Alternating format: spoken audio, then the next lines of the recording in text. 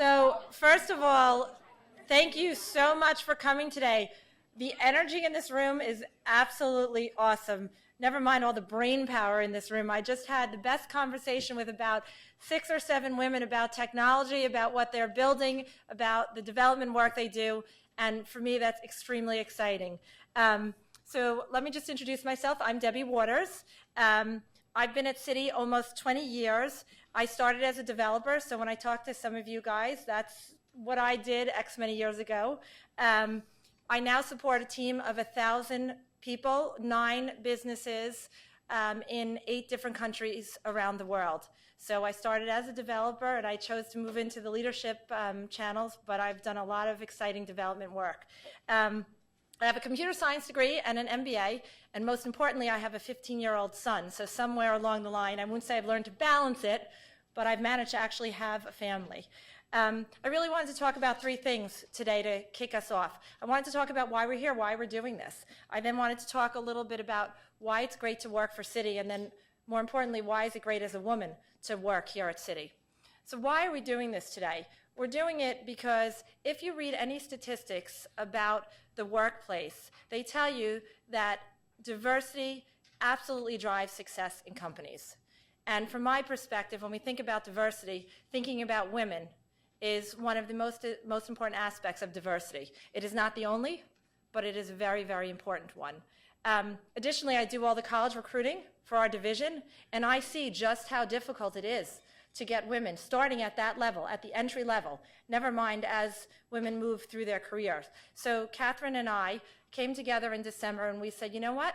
Let's focus on an event for women and bring them here at Citi, and let's showcase what a great place this is to work. But more important, let's get that diverse talent into our organization. We want talent at all levels. We want those who are just finishing school and starting, and we want others who've been working for X many years. We have opportunities for all kinds of different individuals. So why do I think Citi is a great company to work for? So I came back to the office in January this year after a very, very quiet break, maybe 5 minutes at the end of December. But when it finally got quiet, I had some time to think about why I really like Citi, and we actually have a platform that we use to share information, and I got on that platform and I just typed out, why do I work here for Citi, and what makes me stay, what's made me stay 20 years. First of all, it's the people. I work with an amazing set of individuals, whether it be my clients, my staff, my partners in HR, in the technical infrastructure, wherever. They're really smart, they're really trying to do the right things, and they're really making this a better company. I think the leadership of our company is excellent right now, from the top all the way down through my management in the technology organization, and I think that's a very, very big deal. If the big ship is going in the right direction, it's very much easier to get the smaller pieces to go in the right direction. I also think that every day I come into a different challenge. I mean, and that's fun. It's sometimes harder than I would like some days, but it's really fun to have something new and exciting to think about every day. And as a technologist, what really makes me excited is the different businesses that need something from technology. When you think about this company, most people think that this is a financial institute. If you talk to a lot of the developers, they'll tell you this is a technology institute that supports finance. Not one of the businesses I support can run without technology. Some of them need data. And there's so much data that we in technology have to figure out how to make that data accessible to them in an easy manner, in a usable manner, in a quick manner. Some of the businesses need to process data extremely quickly, so they're working on coding in the hardware and those platforms to make the data flow through faster. So whether it be I'm trying to create a risk management system across multiple businesses, whether I'm trying to find a way to distribute research and analytics and other important Citi proprietary information to our clients, we build the tools that do that. And what I think is so exciting about working for a financial company like Citi, I can go down to the trading floor and I can talk to one of the traders I support, and I can see how that software I built is making their job better, easier, faster, helping them make money. And we can build the competitive edge here. We get to be creative enough, and we have enough technical expertise that we can propose ideas that the business use then to make money, and that we can then see that every day in our job. And that to me is one of the most exciting things. The other thing that is exciting is all the technology that we do have here. I talked to some folks who are Java developers, Python developers, .NET developers. We have all of that software here in different aspects. We build web applications. We built desktop applications. We're building mobile applications. We're playing with Hadoop and all the big data kind of things. So when you think about technology, this is really a place where you can build technology solutions and make a difference. So that's why I work at Citi. So why, as a woman, do I think Citi is a great place to work? First of all, because we do things like this. You have the leadership of this firm who care about diversity, who are focused on helping diverse talent grow their careers. I've been here, as I said, almost 20 years. I've been in 9 different roles in 20 years. Never had 5 minutes to think and be bored. And you know, when you talk to somebody like Kelly, she's worked in different countries for our company. That's a pretty exciting thing. We run a lot of programs for diversity and for women. We run a developing talent program where we take VP level women and we put them through a 6-month program where they get to meet a lot of senior management. They get to work on separate projects. And there are programs that people at the firm put together that they have to solve that particular problem. We run a program called Prometheus for AVP and below level women so we can help them get exposure, learn different things they might not know. We've run programs called sponsorship programs where we've identified women who are ready to grow and just need some sponsorship as opposed to mentorship. We have mentorship programs.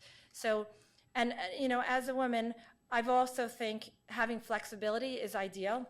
And you know, flexibility might not be part-time work, but flexibility might be able to leave a little early today because my son has a baseball game that I'm going to meet. Or when my son was little, my goal was to take him to school 1 day a week. So I came in 9 whatever that 1 day a week because it was important that I got there.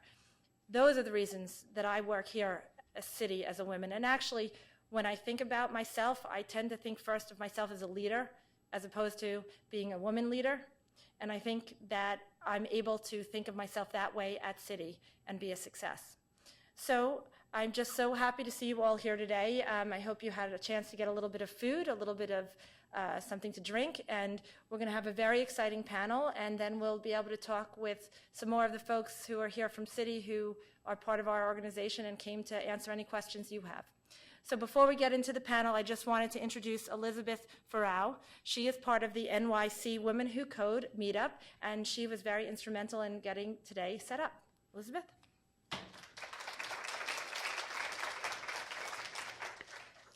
Thank you. How many of you gals have been to a Women Who Code NYC meetup before? Just want to raise your hand. Awesome. And how many of you guys, gals, how many of this is your first time? Okay, so we have a really awesome mix around the room. Some stats about Women Who Code. We were started about a year ago by myself and my co-founder, Estella. And the vein that we were started about 4 years ago was that 20% of graduating CS majors are female. And so that's a really awful statistic. But the even more awful stat is that 56% of women already inside technology careers are exiting the industry mid-career. And so that is double the rate of males. And that is awful from the standpoint of there's an extra nearly 30% being driven out by a culture change, by problems, by any sort of thing that would influence someone to leave the industry. And so with that vein, Women Who Code was started. And we're so happy today to boast nearly 2,600 members in the New York City industry. And we do a variety of events, and it's the most exhilarating experience to meet you. And you have the most fascinating stories. You're the most diverse people that I've ever met, because most of you have not taken a traditional route, and it's fascinating to hear about. So with that, I'm going to just have some of the people who do Women Who Code with me stand up, and there we go. And so if you have any ideas for events later, please, we're right in the front row. Come talk to us later. And back to you. Thank you, Elizabeth. So thank you again for partnering with us today. So now I'm going to hand over to Kelly Banks so that we can get our very exciting and interesting panel talking about women in technology today. Kelly? Thank you. Thank you, Deb. Welcome, everybody. It's so wonderful to see you all here today. We have an exciting panel of women in technology in the various different industries. And I want to make sure that this is an engaging, interactive session. We're here not to talk at you, but actually to talk with you. I want to make sure that, if you have questions, please raise your hand. Please be engaged. Don't be shy. This is for your benefit also to get information and for us to actually learn about you as well. So without much ado, I'm Kelly Banks. I'm your moderator today. I've been with Citi for over 30 years. As Deb said, I've worked in all 4 regions. I'm actually originally from the Bahamas, and currently I run the private bank technology for the Americas region and global production support. So I'm going to introduce our panel, and I'm going to allow them to speak a few words about themselves. So to my right is Deb Waters, which she's already been introduced. I don't know if you want to say a few more words. Nope. Okay, great. That's good. That's good. And right next to her is Judy Oteshkar. Welcome. Thank you. Yes, I'm so excited to be here and share with you some of my stories. This is my 4th career, from advertising, marketing to finance, portfolio management, and now technology, management consulting. So thank you for inviting me. You're welcome. And next to her, we have Heather Marie, and she's from the list of 28 women in New York Tech, one of her accomplishments. Yes, I'm Heather Marie, founder and CEO of Shoppable, and thank you guys for having me. Quick 2 seconds about Shoppable. I've been in technology for about 10 years, launched Shoppable about 4 years ago, and we are a technology company that can literally make anything shoppable, any website, any native mobile app, anything from a small blog to Pinterest if they would let me. We would love to make actually shoppable, and we can do so by basically hovering a checkout directly on a page and then connecting in any products that show up on that page back to products in our database. But yeah, thank you for having me here. You're welcome. And lastly, but not least, we have Dr. Priya Bine. Thank you. I founded a personalized medicine company focused on women's health and fertility. Thank you. Thank you. So without much ado, we're going to go into a very short video about TED Talks, where Facebook COO Sheryl Sandberg talks about there are very few women leaders. Can we have the video, please?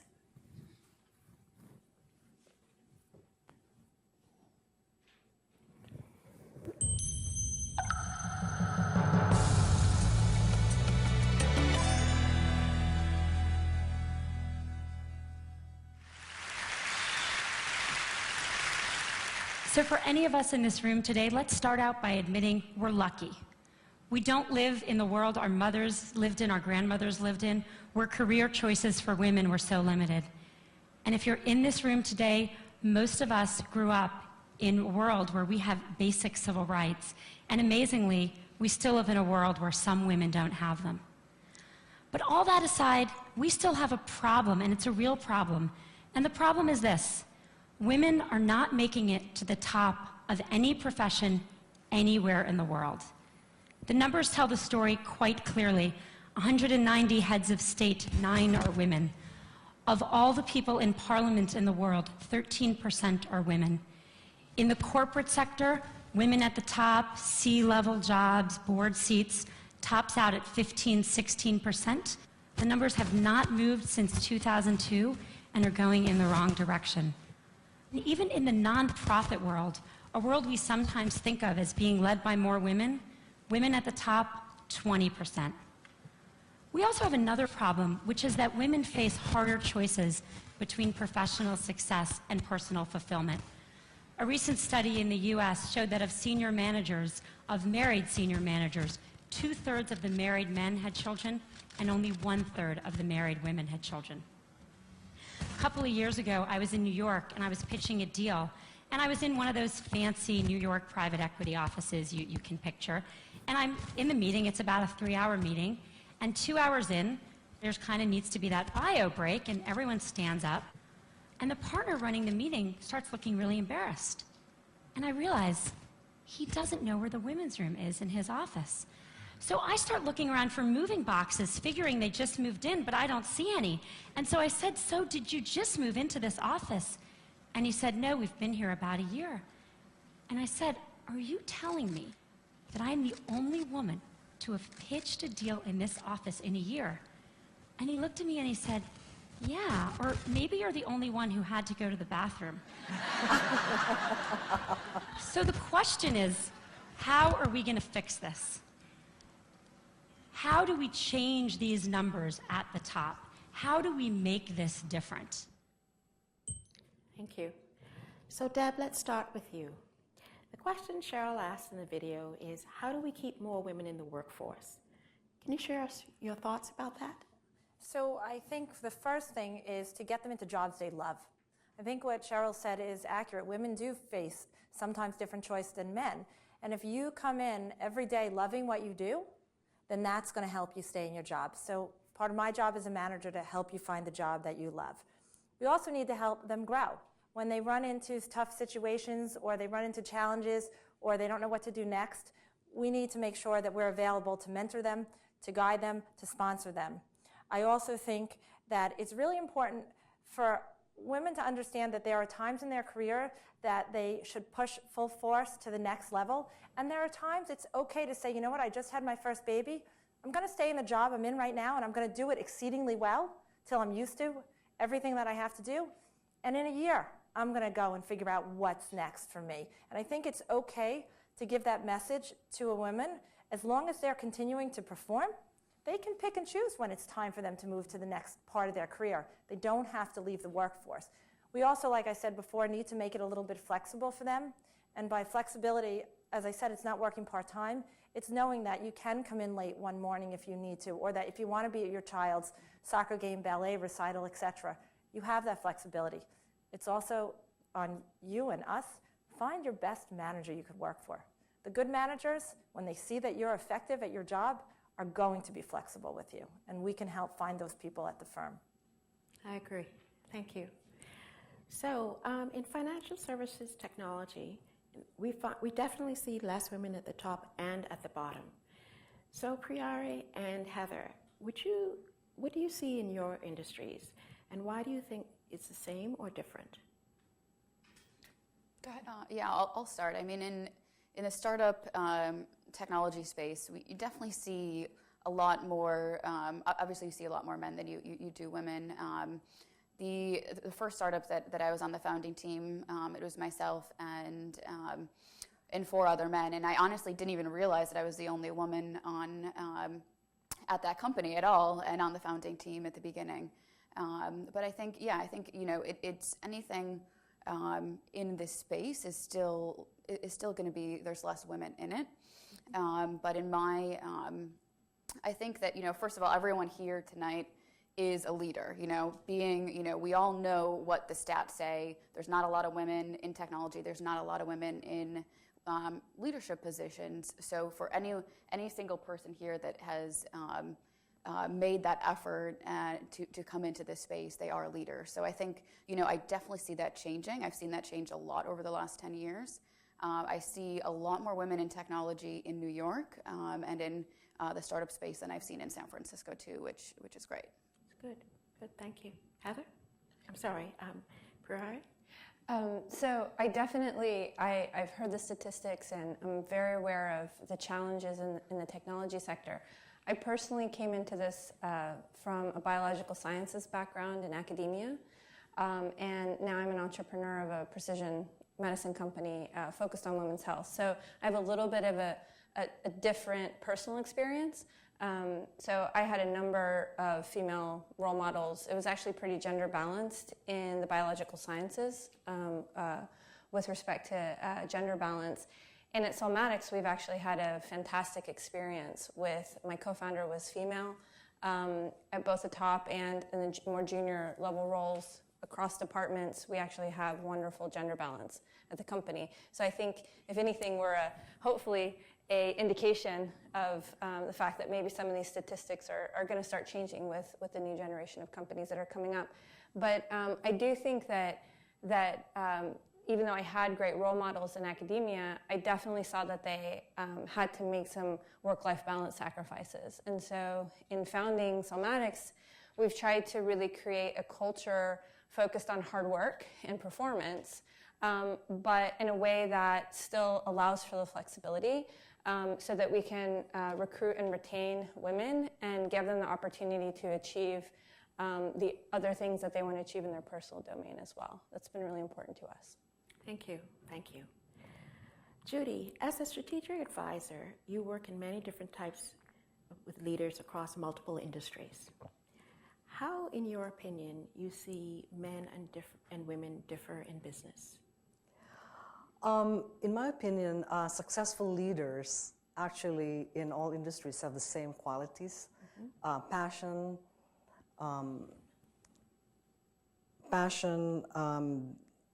confidence, and their quick studies. They go about, men and women though, go about achieving business outcomes in a different manner. Men are more aggressive and tend to promote themselves. Women are assertive and nurturing, but they all actually have, come to the same, achieve business outcomes. Having experienced being in financial services, I thought that, I think that it's the most difficult of all industries, probably because of the short-term pressures of net profit, and also, anything can bring the stock down, like billions of dollars in 1 second, right? So, but I believe that the leadership qualities are the same in both men and women. It's just going about it a different way. Okay. Great. So, Heather, in your industry, how has being a woman and understanding the female perspective helped you in your business pursuits? Well, I think it's helped a lot. In the startup space, I think women tend to be a little bit more calculated, and there's a lot of stats that say women tend to be a little bit more conservative in making a lot of business decisions. I know one of the stats in our favor is that women-led companies tend to be more profitable and more successful kind of in the long run. So for me, startups are obviously very risky, but I think what the technology that we're building, what we're trying to accomplish is is something that's very challenging, and it takes a lot of patience and kind of a very calculated approach to do it. And I've seen, we've seen other competitors that try to do too much too quickly with a little bit of an overconfidence that have already failed at trying to do something similar. So I think for me, kind of having being able to be a little bit more patient and kind of, I guess, calculated with what we're doing is that strategy has helped us get to where we are today. Great. Thank you. So I'm going to put this question to the entire panel, and you can answer as you can. So in your opinion, what advantages do you think that women bring to the table? So Deb, let's start with you. So, one of the things that I think women are exceedingly good at and better than men is multitasking. There's a lot, certainly in my world, that goes on, and a lot of balls that we're juggling, and I think that's something that women do particularly well. I'll jump in. Yeah, I think another thing that women do really well is just building relationships, and it's we were talking before the panel how important relationships are to your career and to any individual's success. And I don't know, I don't want to misquote, but someone said your network is your net worth, and it's so true. And I think that women are really great networkers and really great at building relationships, which will lead to your success. I think what we're really also good at is we have the soft skills, empathy, listening, and emotional intelligence. Those are essential in making decisions in today's world. Also, in doing so, understanding in a global workplace what the cultural differences are, and naturally, charm and a smile always. This question is really challenging for me because we have an unusual situation at the company where there's a lot of balance. I think that when I reflect on what are the men at the company uniquely good at, what are the women at the company uniquely good at, for me, it's just very hard. What I would say is that I think that a trend that I see that women do, we were talking about challenges, is they often question whether they're the right person for something or whether they should go do something. I reflect on, and I joke sometimes that if I had a clue how hard it was to start a company, much less a biotech company, I would have never done it. And so to some extent, I think sometimes you just have to go for it and you have to jump. And I think that has benefited me. And so anyway, so I don't have a lot to say on what are we much better at, but just because of my personal experience.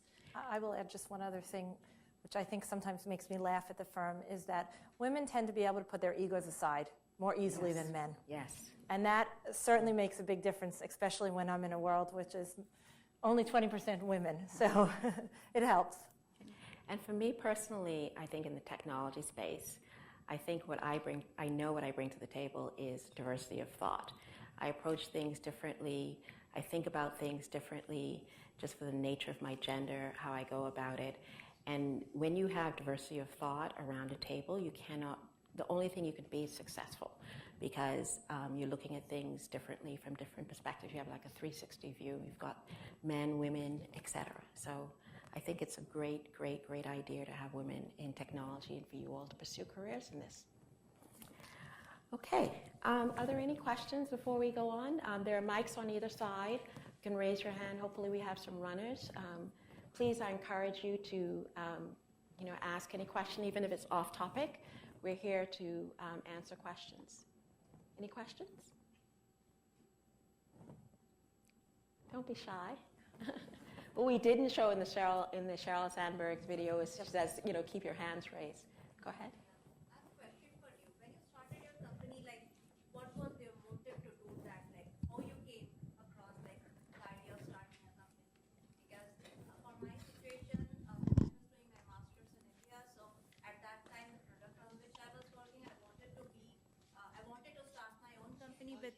Okay, I wanted to start something using that one, but I never had the courage to go and talk to people and say that, oh, this is my product, I want to start something. So I just want to ask you, how you started your company with your ideas.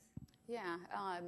Well, I guess part of it, I always knew just growing up that I wanted to start a company. I actually grew up saying I want to run a company.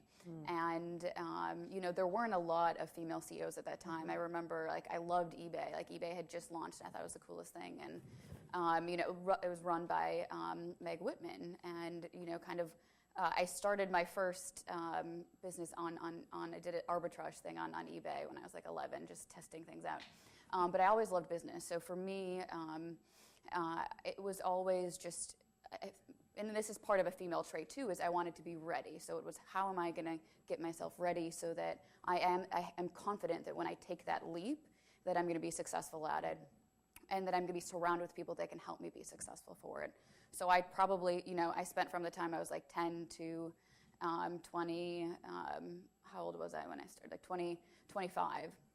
Basically doing a series of things to get myself ready to do it. And the reason, I joined another startup before doing this was because I thought, well, before I do it on my own, I should learn from someone that's more experienced and learn from another entrepreneur. So I did that and basically helped another entrepreneur from the ground up build a successful company, exit it, and then I went and started my own. So does that answer your question?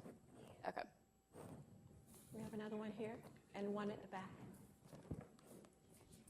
Thank you. Hi, I have two questions though. So one is for Judy and one is for Debbie. Let me start with Judy. Judy, you did mention that the leadership qualities which you see among men and women are quite similar. But what is it that you don't see in women that men do have?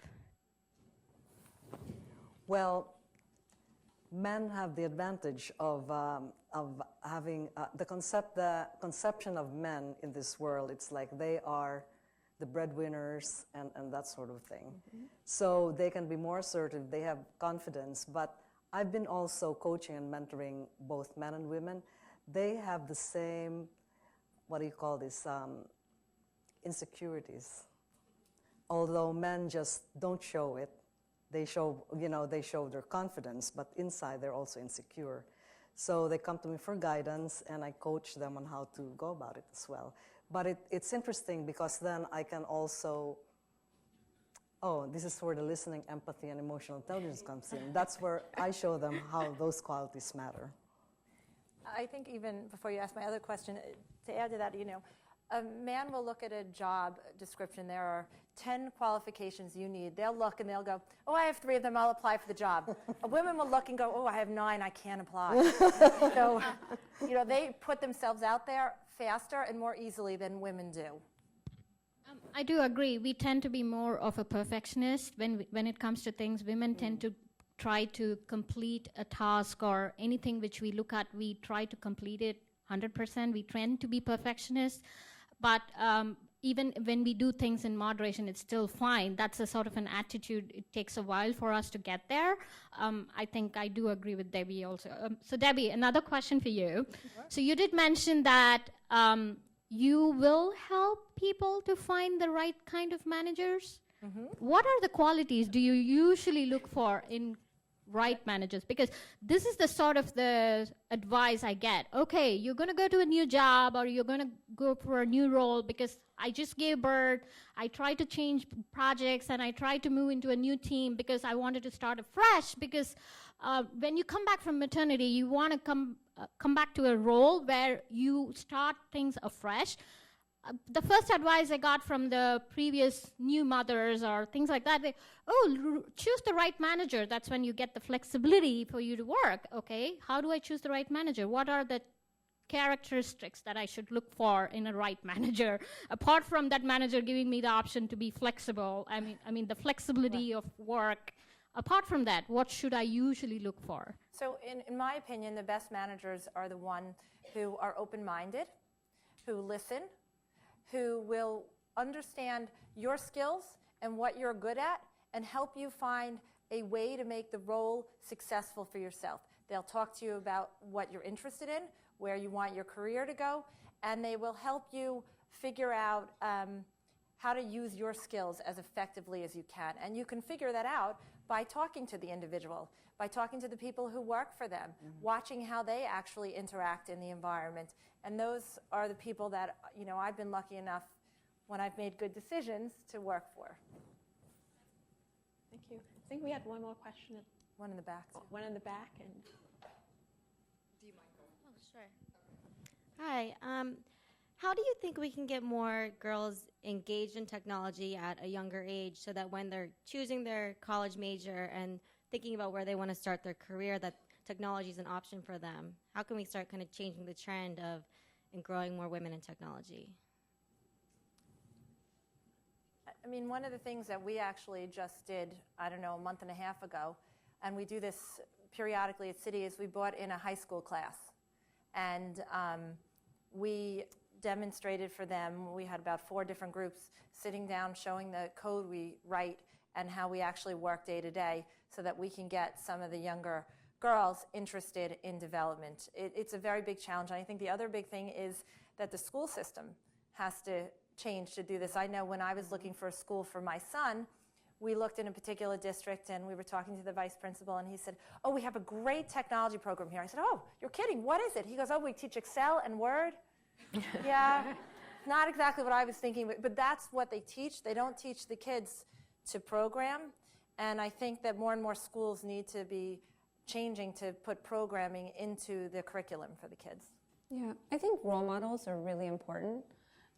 For me, when I was in graduate school here in New York City, at the time, which was 2001 till 2008, I didn't really have role models of people who had founded companies at a young age. And the role models I had were professors who, upon retirement, would take some technology that they had developed and spin it out maybe as a form of soft retirement. When I went and did my postdoc in Cambridge in the United Kingdom, it was a very entrepreneurial ecosystem. And so when I was sitting there in the lab thinking about whatever I was thinking about, I also was constantly confronted with people who had solved some of those problems in the private sector through companies. Some of them had come back to academia, some of them had continued to flourish in the biotech space. And so when a really cool experiment that potentially had a completely a very commercializable, high impact application came to my mind, I thought, maybe I should start a company like all these other role models around me, right? And so I think that role models are extremely important, and it's one of the reasons why I, as busy as we are and as hard as it is to do the work that we do, I really make an effort to try to go out and engage with people, because I feel like if I had had role models of women doing the sort of thing I'm doing now earlier in my life, I might have even gotten here faster. So, Thank you.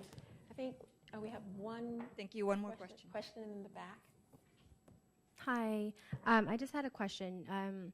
You guys kind of alluded to the fact that a lot of women come into tech from other careers. What advice do you have for women that are not interested in starting their own companies but are looking to break into technology? And what tools do you guys know of that women can access if they're trying to get into technology? So I'm on the board of an industry association called the Society for Information Management. I'm passionate about introducing technology to women. So we have a program, Future Potential in IT, and we've connected it to the STEM program nationwide, where we go into the high schools and encourage them to take computer science, math, technology, engineering, and letting them see how it can evolve into something great. And even in college, when we encourage them to do the majors, we actually have people talk about it, emerging leaders or leaders already, and teach them that this is a course that you can take and you can be successful at. I think also as you need to understand that the skills that you have are transferable. So there are various different roles. They're just not only developers. There are UI designers, how you look at how the screen looks on the page. You need to have a certain eye from that. So you have more of an artistic talent, even though you're thinking logically. That is something that you could do in technology. There's analyst roles where you're client facing and you can do actually discern details and actually translate them back to the programmer. So don't limit yourself to just one aspect. Technology is a wide-reaching field with various different roles which you can add value. So if you're passionate about something, you should pursue it and make sure you understand that your skills are transferable. Yeah, and to add to that, if you're thinking about transitioning to a different role or moving into tech for the first time, there are lots of really great programs right now at General Assembly and Startup Institute and a whole bunch of other ones. I think there's like maybe 6 or so just in New York alone that have a wide range of classes that you can take in technology, everything from like product management to front-end design, development, everything else in between. But there's lots of great things, and that's it's also a great place to meet people. And they do, we hired a developer out of Startup Institute a year ago who's been fantastic, and he used to be in finance on more of a consulting side, had no tech background, and then moved in through that. So that's another great way. And then similarly, I think groups like Women Who Code, getting involved in that type of thing and surrounding yourself with other women in technology with an array of different technical jobs will certainly help you kind of see and be able to understand what are those different job experiences and get advice from them as well. Okay, one last question before we move on. Go ahead.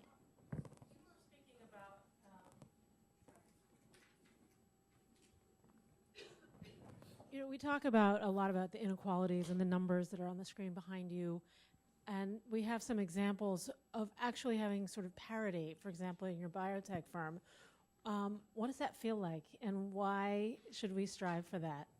I mean, what are the advantages that you've come to find? Yeah, I think for me,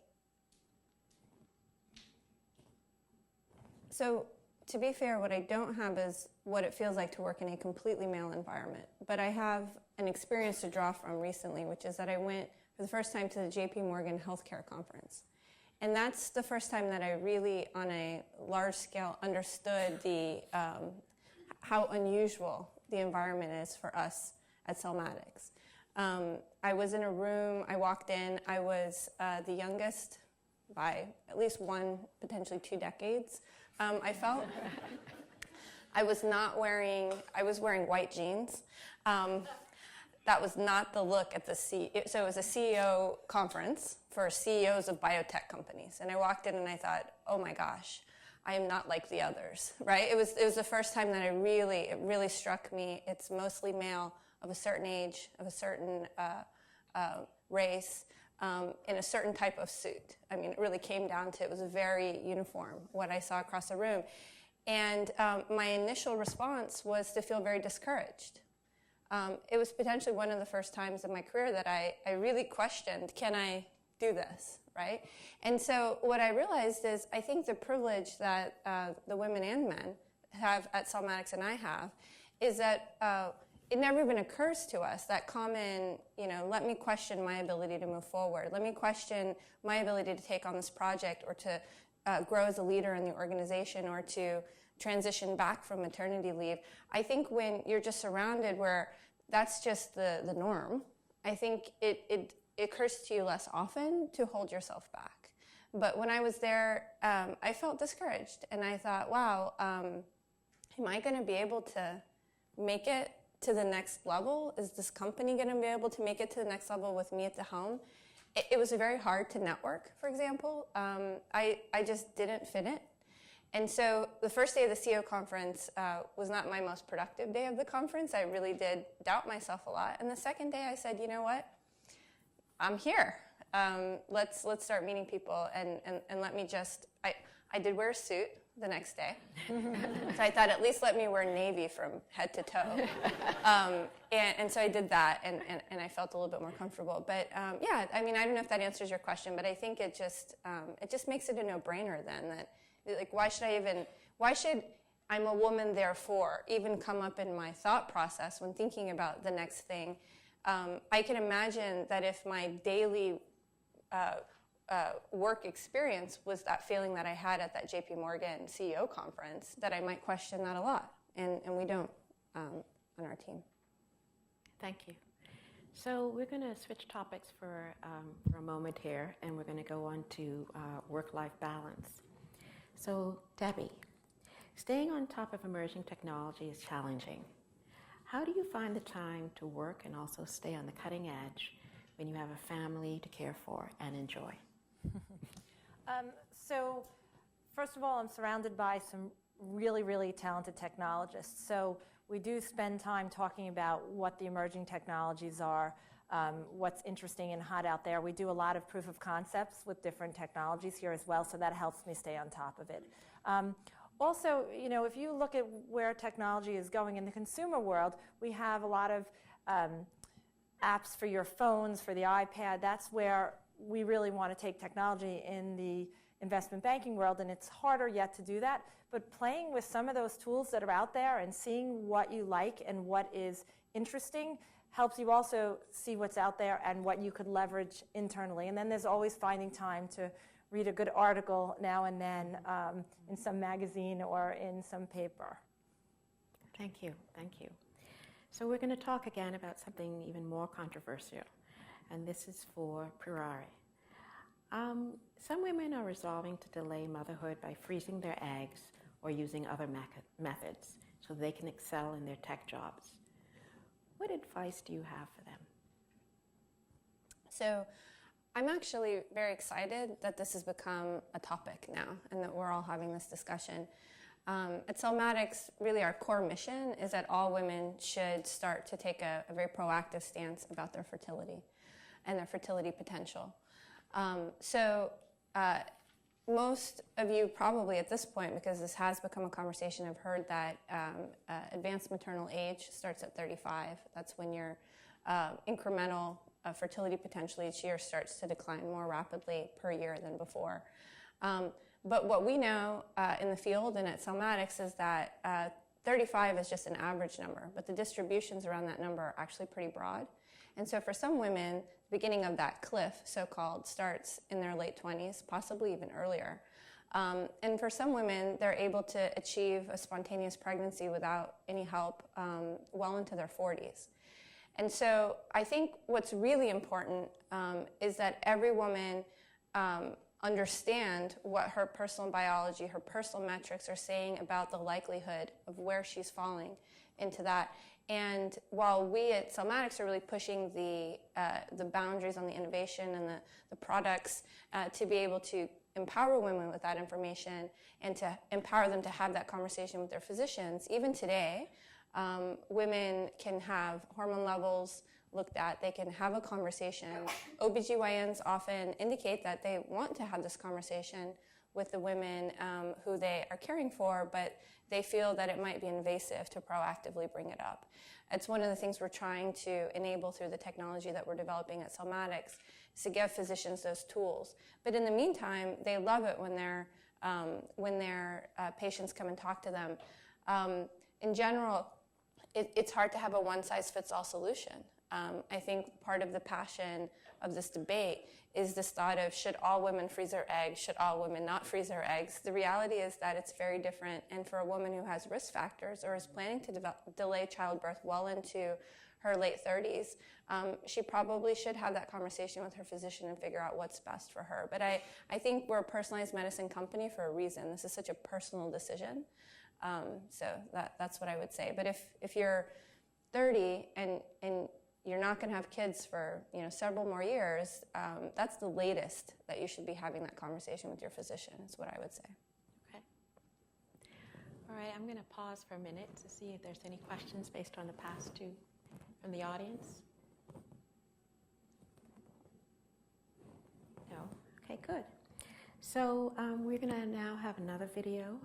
Basically, our next clip is from CNET, where former Google executive and now CEO of Yahoo, Marissa Mayo, talks about women in technology.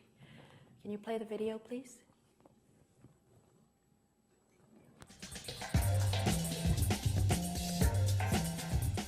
I think it's just a great time to be a woman in technology, be it a founder, be it an executive. I just think it's an incredibly exciting time in technology in general, especially with the rise of mobile. And I just think that it's a really fast-moving industry, but I think that's something that makes it possible for women to move fast, catch up.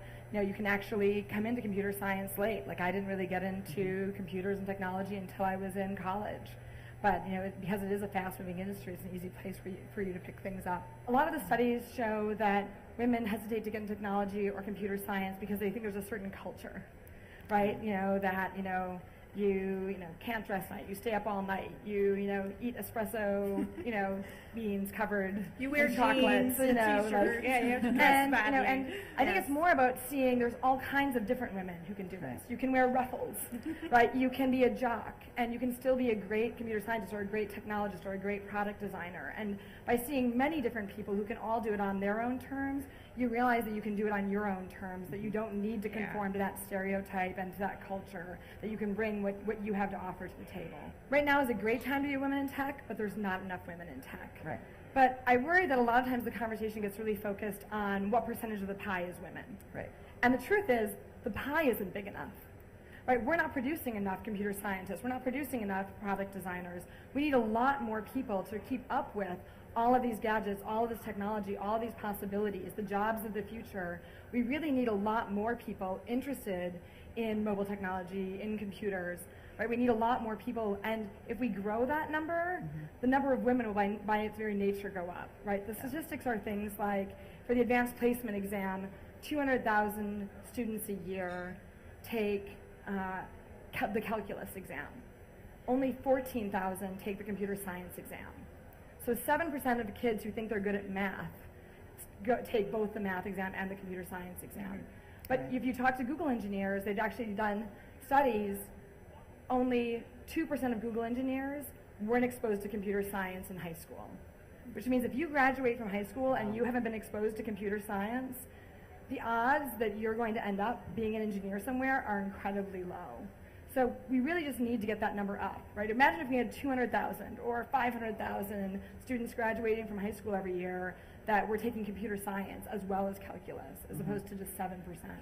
When you look at really successful people, you often hear stories of people who just worked 80, 100-hour weeks for decades on end. Like look at people like Winston Churchill or Einstein, right? And you're like, how did they do that?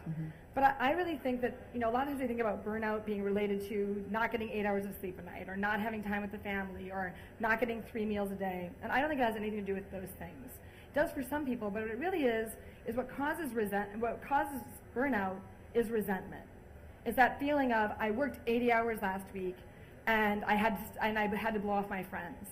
Or, I worked 100 hours last week and I missed the soccer game, right? And then that feeling of resentment kind of builds on you and makes you feel like, well, I won't do that this week.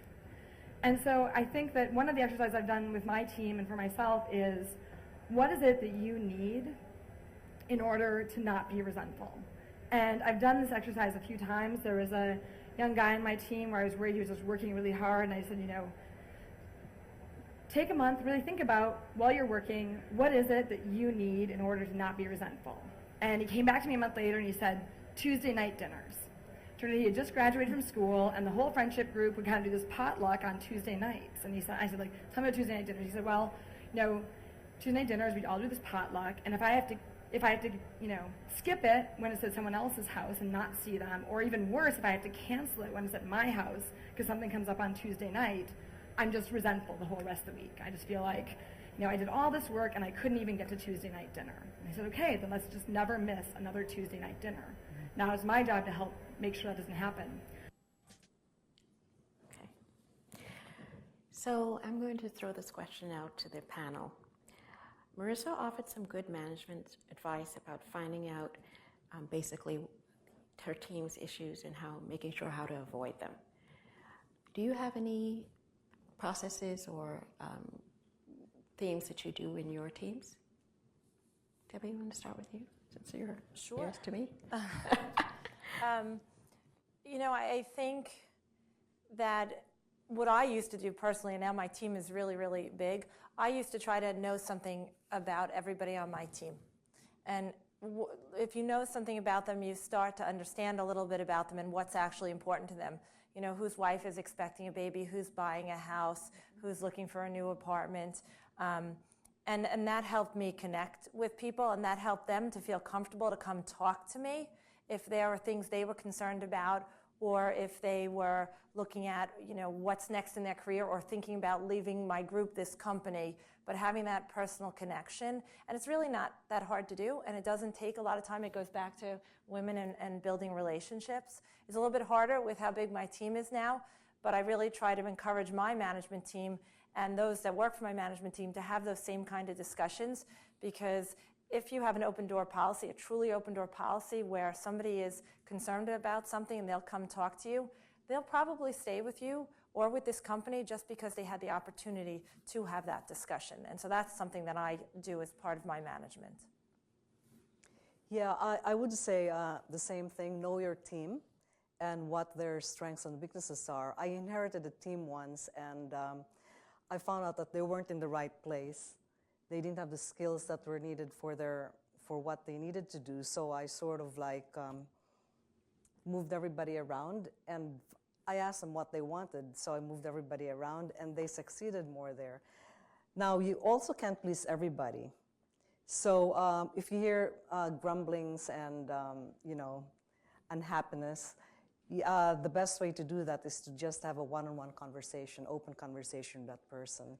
And you can clear the air and help somebody move on to maybe better suited to their skills. So in startups, there's no such thing as work-life balance. You have everyone's working occasionally at night from home, working occasionally without me requesting, usually on the weekends. But with that comes an understanding that if people are going to bring work into their personal life, people are going to sometimes have to bring their personal life into work. And previously people said they had to be completely separate, but the reality is today that can't really happen. So similar to what you guys were saying, I think you absolutely need to kind of understand what's going on in your team's life. I had an employee who had a parent that was just getting really ill, and he needed to spend a lot of time kind of going out and making phone calls with the family members. Everything from that to, like we talked before with new parents and understanding, sometimes that even people that aren't parents have needs, and that sometimes they need to leave early. So you have to be careful too that as a manager, you don't just say, okay, well, you know, she's a mother, he's a dad, so we're going to let them leave early today or come in late because of school. That, you know, you allow that kind of flexibility, you know, for everyone, whether or not they have children or whatever it is, that you just give good flexibility and or understanding that people, you know, we all have lives. I have a life too, and sometimes it's going to collide with work. Yeah, I think for us, what it really boils down to is management with a lot of compassion and empathy. So you were saying, what should I look for in a manager? I think someone with empathy and compassion. I think it's very important to understand what's important, not just to the parents, maybe, you know, the days they need to do pickup, any important milestones that are coming up that you have to be sensitive around, but really for everyone to understand. Maybe for one employee, I liked what she was saying, if they aren't making it to the gym, you know, for that 1 hour a day, they feel like they're letting themselves down and they're going to burn out over time. So, you know, I've had employees where I've said, when's the last time you took a vacation, you know, and just really push them to take some time off. So I try to promote a culture where people can, you know, obviously it's early stage, so it's a very hardworking culture we have, but I do think it's important for people to feel okay with having those key things that they've identified are really the deal breaker, non-negotiable things that are so important to them, whether it's I'm going to drop my son off one day a week. And as a manager, to respect that and to promote open communication about that, I think is super important. I think it's also important to have fun.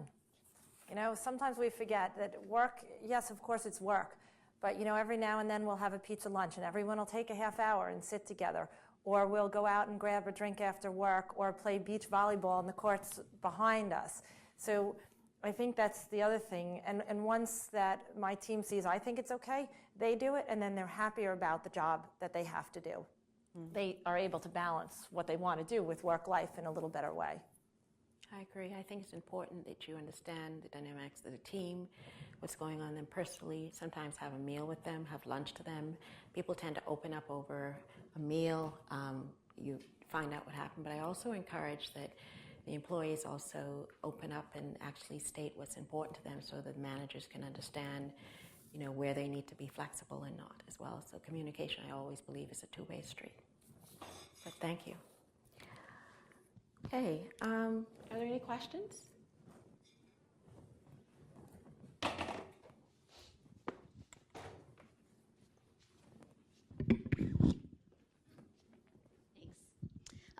Another thing that Marissa was talking about in the video was that high school was kind of the latest you could start doing computer science in many cases. That was the bare minimum. So I'm wondering if y'all have any ideas for how to get even younger girls interested in coding, you know, the 5, 6, 7-year-olds, giving them those early formative experiences to get them excited about engineering.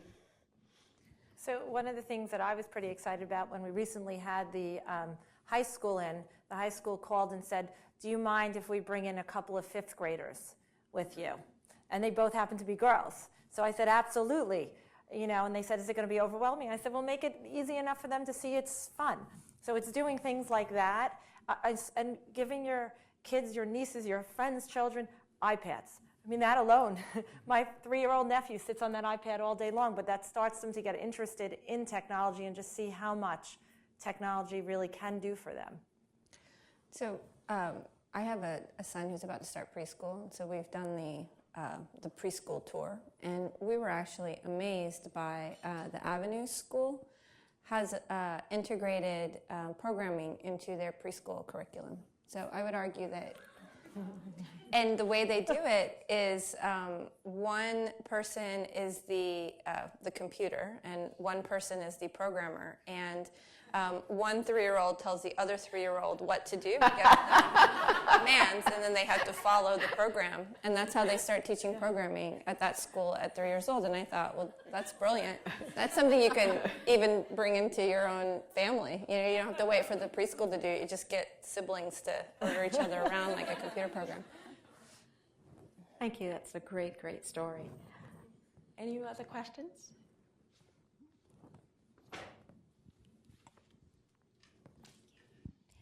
Hi, so this is open to the panel, but something specifically that, Debbie, I think you were alluding to earlier, about challenges at workplace where, talking about managers having empathy and understanding the situation. What if it's not all sunshine and cupcakes in my world and, my manager's not going to understand this? And if you're in a startup, there's a lot of work to be done, right? Like whoever is willing to do the work is going to be the person that's naturally getting recognized. So two things happen. One is, as a person who can't contribute as much, you have resentment build up. How do you approach that? How do you approach your managers to talk about these things on like what you cannot do, and utilize you more in a manner where you have the strongest skill set in the least amount of time possible, right? Which may mean like 10 hours a day instead of 14 hours a day. And any practical like suggestions or things that you may have done in the past to kind of deal with that type of situation?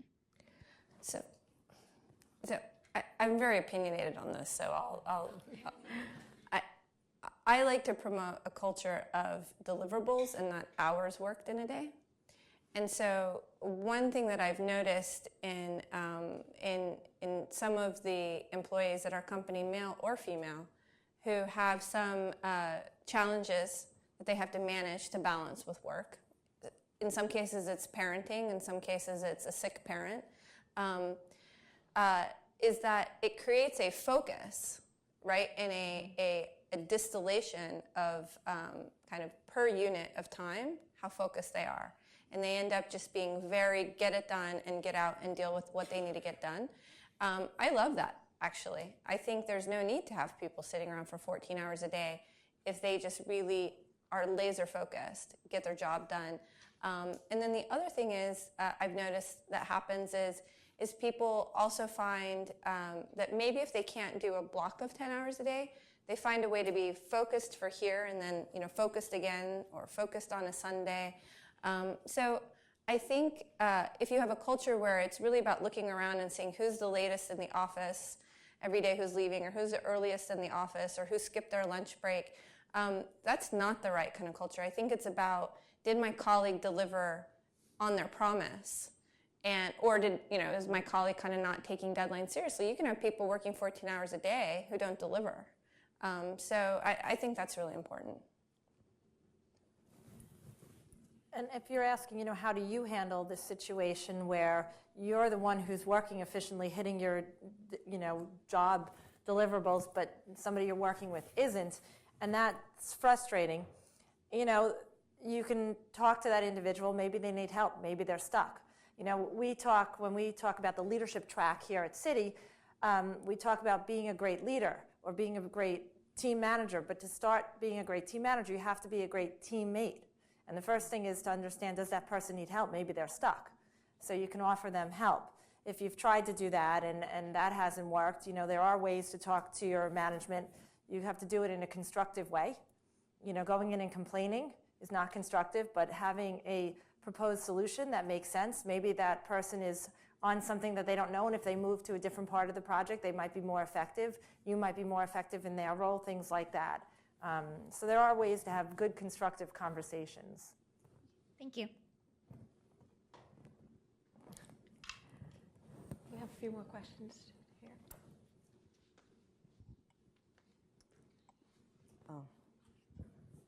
So as all four of you, are very successful in your careers, and it's great to see that. And as a young woman, just looking at you, I wonder what challenges you had along the way to your success and how you overcame those challenges to get to where you are today. Where to start? I guess one of the things that I did a lot was to realize that I have to get out of my comfort zone and take risks in order to be able to do what I want. And when you focus on that, you can do it, but always remember, though, to have fun. Yeah, I think for me, I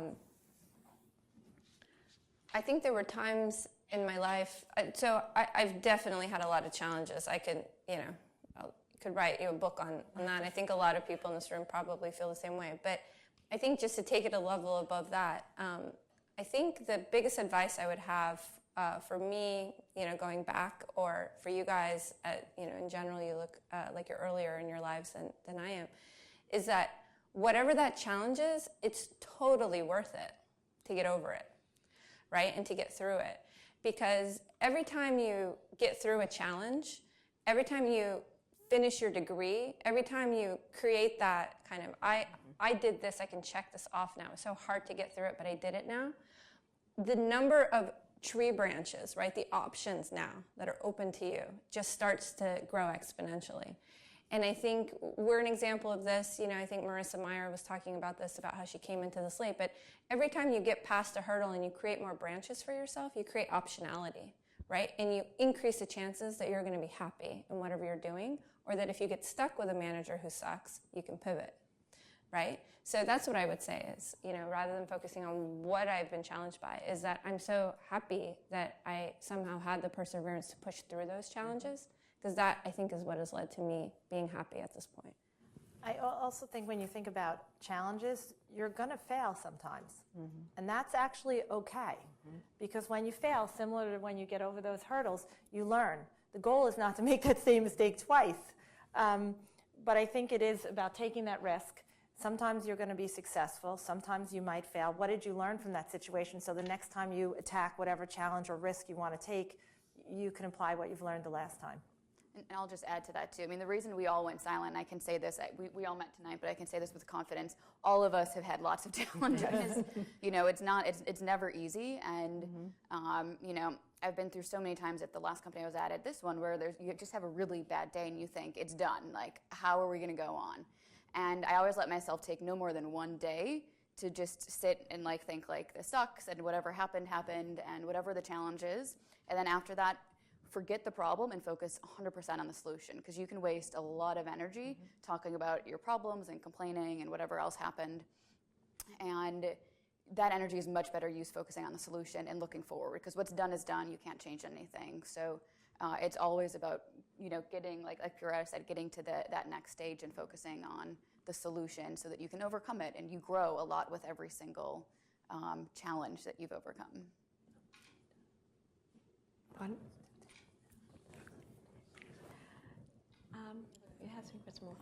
Yeah. So all of you are at a position where you manage teams, you manage people, but I'm sure you didn't start off like that. Deb, you mentioned you started off as a developer, right?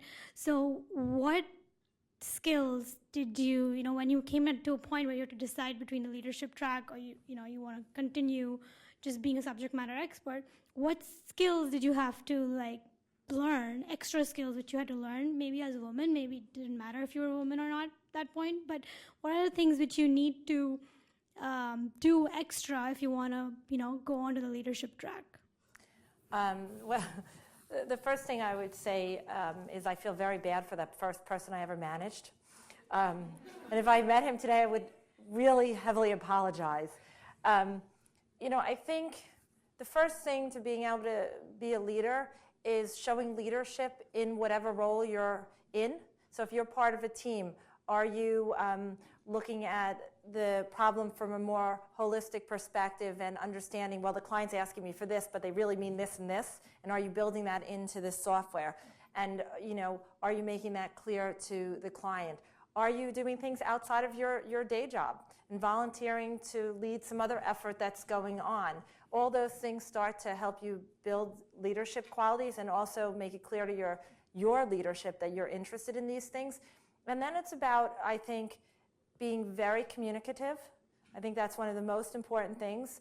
I think leadership is about honesty. So whether you're telling somebody who works for you they're doing a great job or giving them constructive criticism about something they need to do. I think it's also about being self-aware and understanding your strengths and where you have gaps and what you're doing to fill those gaps. And when you start to do some of those things, you'll start to be able to be a leader because people will start to have respect for you and start following you almost without you having to be in that position. And then you'll know you're ready to take on that position formally. Anyone else?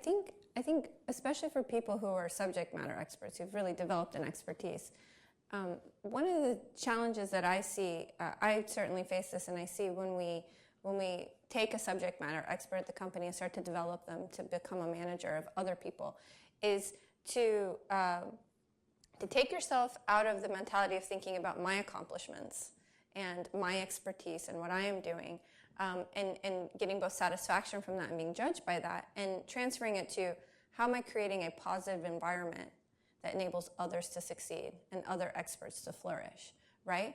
And so I do think it's a non-obvious thing, because I think what I've noticed is when I've put people into a manager position without giving them any training, which was kind of early days, what they interpreted management meant was telling other people what to do.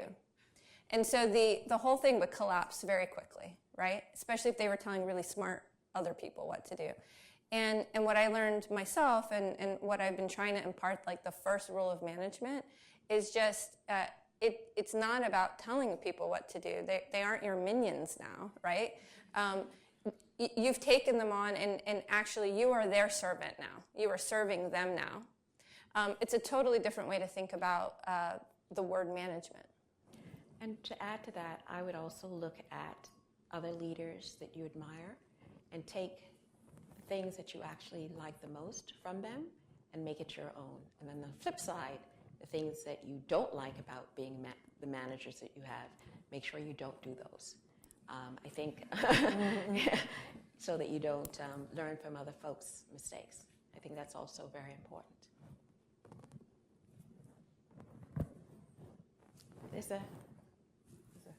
There's one on the left, too, I think. Oh, sorry. Do you want to start while we get the mic?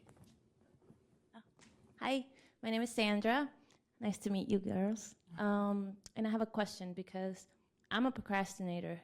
So I wanted to know if you guys are, or if you guys have any technique to avoid that, because I want to do all these things, but I always seem to delay, and then I get pissed, and I get depressed.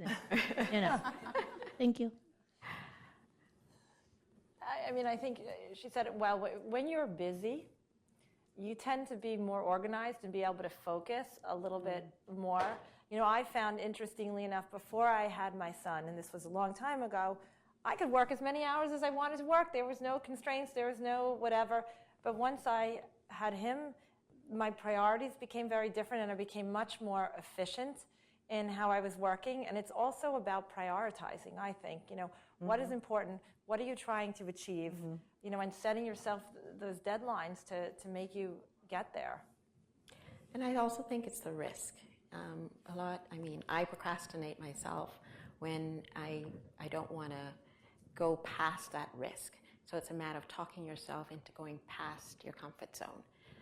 If you can do that, you won't procrastinate. Then you start to do the task. Yeah. Oh, wow. Over here?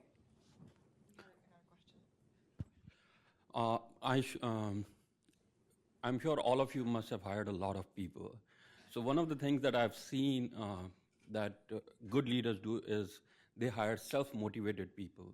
And as a person who I manage the team, it's very hard to find taking an interview and finding those self-motivated people. So how do you basically judge when you're taking interviews and you're planning to hire people that, okay, this is the person that will be good, this is the person that is self-motivated, this is the person who has passion for the job, and this is not the person whom I want to hire with. So how do you guys go ahead while hiring someone? I just read Laszlo Block, I think is his name. He's the head of HR at Google. I think they call it people operations because they're Google, so they can cost. But a piece just came out in Wired, which I think is very interesting, and he said most of the decision about whether you're going to hire someone or not is made in the first 10 seconds of an interview. And I tend to be a very fast decision maker in interviews, and so it helped me feel less guilty about that fact about myself. But the reality is that I think you can feel the energy from somebody who is self-motivated, right? They are pumped up They're excited, they're alert, they're awake, right? They're wanting to tell you things. They're leaning in to the conversation. So I wish I had a better metric, but I think you kind of can feel that energy. So if you're in an interview, be pumped up, right? Be excited about it, what I would say. Hi, here. Coming back to a question or a topic we had before about that there's a job opening and it has 10 requirements, and males tend to apply even though they fulfill only a few of those, while females don't dare to apply as long as they don't fulfill all of them.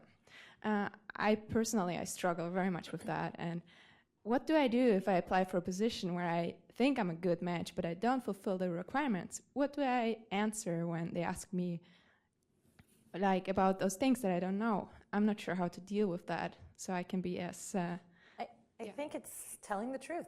So years ago, I interviewed for a job where I had to talk to two folks that are head of a business that I knew absolutely nothing about. It was way back when American Idol was starting, and I dreamt that I had to get up on stage and couldn't remember one word to the song. So I was clearly nervous about this interview. But what I went in is I told them what I knew, I told them what I didn't know, and I also told them how I was going to obtain the knowledge I needed to close the gap of what I didn't know, and then I showed them how the skills that I had would solve their problems. And I got the opportunity. So it was scary. It was really scary. And I asked somebody I know, I told him, I'm taking you to lunch tomorrow and you're going to teach me everything you know about mortgage in 3 hours. He said, are you crazy? I said, nope, we're going. About an hour into it, I said, yeah, I was a little crazy. But, I pushed myself and I learned. I think to add to that, know what you know and be very confident about that piece of it. And if there are 3 things or 4 things that you don't have that experience in, do everything you can to research it in advance and make sure that you convey in that interview that you are actively trying to teach yourself that. I've interviewed lots of developers that we use a wide range of technologies, and pretty much no one uses all of them. And a lot of them, some of them are newer, so we have developers that have been developing for a long time and might not have learned those technologies. But the ones that say, I took these additional classes, or I read books on Ruby on the weekends, or whatever it is, it shows that they're very interested in kind of continuous learning and that they are really going to learn that piece of it. So I think that can kind of help you get over that. But the number one thing is be confident overall, and of course be honest. Don't say that you can do something that you can't, because I've also seen a developer come in and be like 9 a.m. and be fired before noon. That really oversold what they could do. So. And also a lot of times, the 10 requirements, not all of them are realistic. And if you hit 5 of the 10 that they really like, you'll get the job. I think we have time. We have another question. 2 more questions, and then I think we need to wrap up. Hi. There's someone in the back. We talked a lot about personal fulfillment and our innate sense of nurture and promoting diversity. What are some ways your roles in technology can help solve extreme poverty on a global level? And how can we as women in technology, or starting out in technology, can empower girls in developing countries? That's quite a good question. And I think that it's very difficult. One of the things that we do here at Citi, we have a whole division because we operate in certain cities and states around the United States, and I'll come back to outside the United States.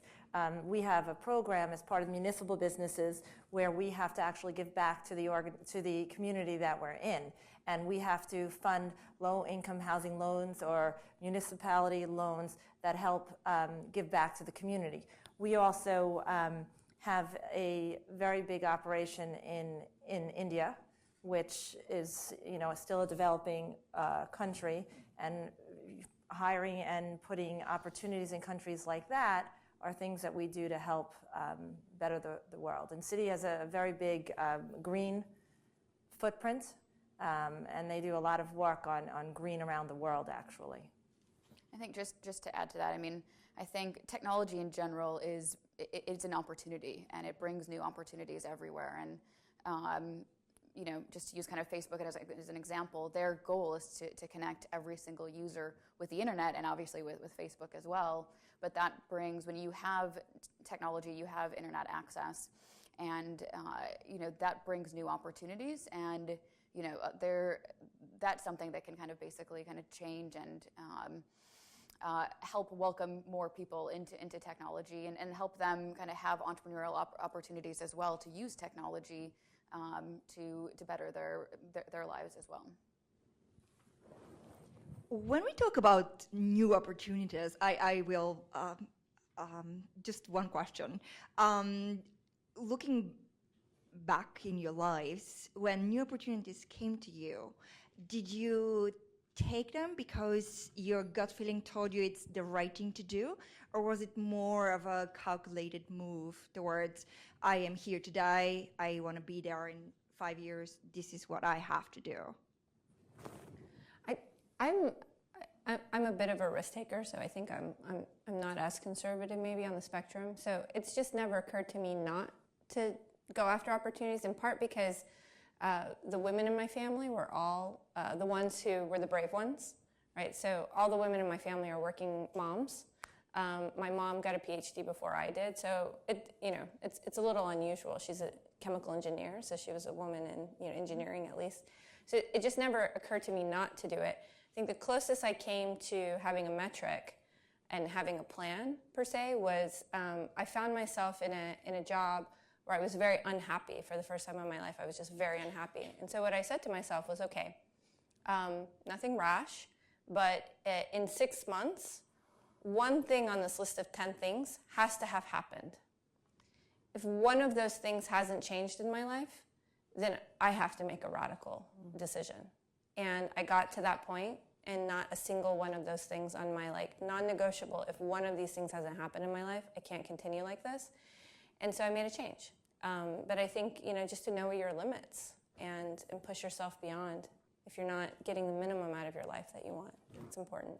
So for me, when any opportunity came that's different than what I was doing, I took it because I always wanted to learn. I always want to better myself.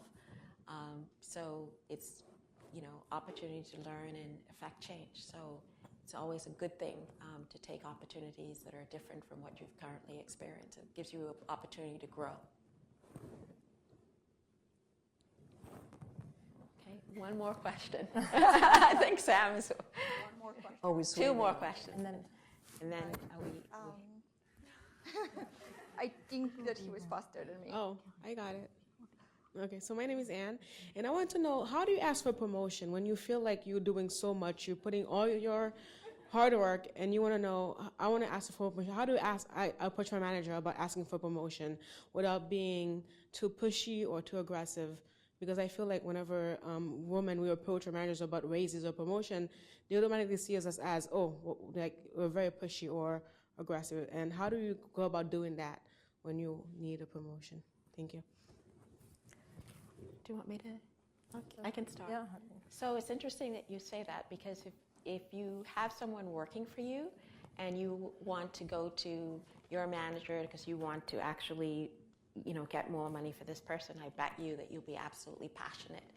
The thought of being pushy or whatever wouldn't even enter your mind, because it's a star performer and you want to be able to, give this person a raise. You need to treat yourself as a star performer. And when you go in, go with facts. Unemotional, go with facts.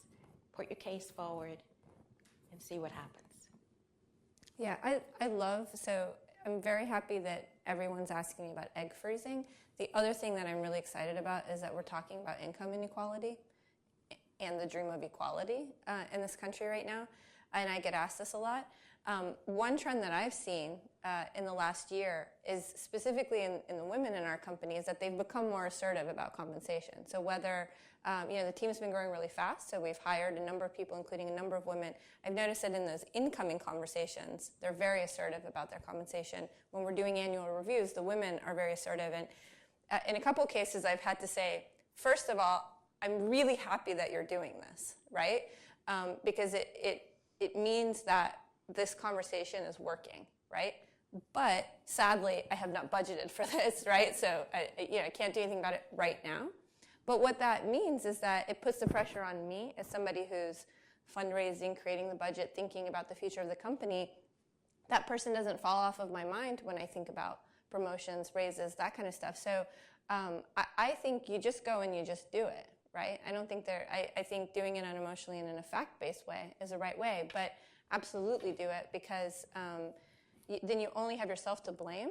If you get a few years down the road and you're in a grossly inequitable position compared to your colleagues, well, maybe they all asked, right? So I do think it's really important. Yeah, early in my career, I thought hard work and results would get you that promotion, but it doesn't. So I took the leap one day and asked for a promotion that would actually be, I would be transferred to another division. But I guess I had proven to my manager, this was a hard task manager who actually shouted at everybody. And one time, he did that. I went into his room and I closed the door. I said, that was unacceptable. And from then on, he actually had more respect for me. So when I asked for the promotion, he called up the manager who was going to be for the job and recommended me highly, so I got the promotion. So you just have to take the risk and just do it.